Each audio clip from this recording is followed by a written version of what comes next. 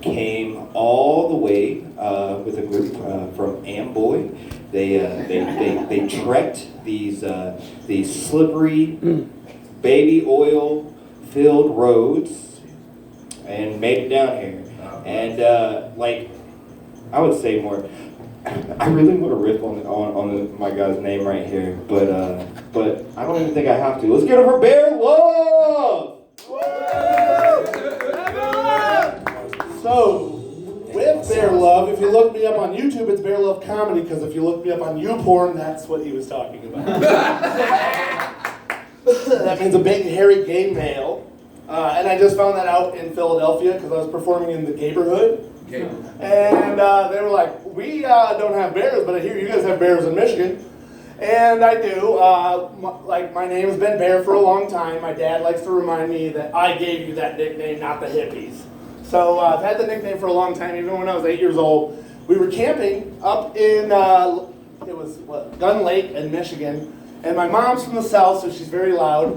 And I was riding my bike away at a campground. And so she starts screaming in the campground in the woods of Michigan, "Bear! Bear! Bear!" And I'm just riding away with my selective hearing. And there was an old man who had a walker in the campground, and he picked up his walker and started running because he thought there was an actual bear in the camp. And so we called my mom, the mom who cried bear, because she had to run over to him and be like, "That's my son. My son's name is Bear, and I'm Bear Love." So basically it's been with me, but yes, it means different things in Philadelphia is what I found out. So I have to be very careful with expressing, actually, I have a lot of gay fans, and they are doing pretty good as far as supporting my cameos. I think they might be getting extra. I think they think I have an OnlyFans. But as long as they keep supporting my cameos, I'll keep playing on that. But, so that's not even what I was going to talk about. What else was I going to talk about? How crazy this has been. So I want to meet the people here. This is a really beautiful venue. But, this guy's got a lot of tech over there for a comedy show. I want to make sure there's no robots out here. Right? It's ChatGPT. I haven't been out since COVID much. Right. You know what I mean? It's good you guys are all out here on this night. I don't know the day because I'm a hippie. Thursday, Friday, I'm good. Good, you're out. Go to your jobs. So, just kidding. I always fuck up the day, so I'm not even going to try anymore. So I want to make sure. Are you guys into a little bit of crowd punishment? I can't do the identify the stairs or the cars, robot test, but it's going to be a little auditory test. Okay, you guys with me? Okay. It's a spelling test. I'll spell. You guys just say what this word sounds like. Any human should know. They're not real words. TWI. What's that sound like? Twi? Okay. TWA? Twa. Any human. TWO?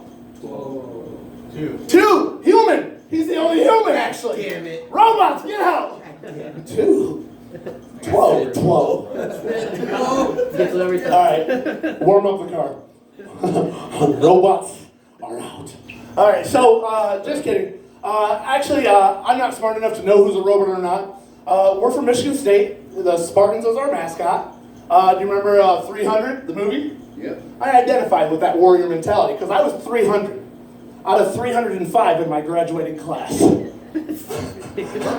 Warrior mentality. I got the brains of a warrior. And I just started comedy, and I got gray in my beard, so as people say, I'm going through a midlife crisis. But our generation just doesn't do the midlife crisis like my dad's generation.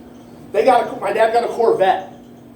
We don't have Corvette money. You know what I mean? So our midlife crisis looks like this. I'm a warrior.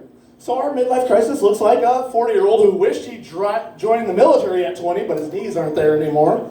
So you'll find me at Bass Pro Shop looking for night vision goggles to hunt a deer.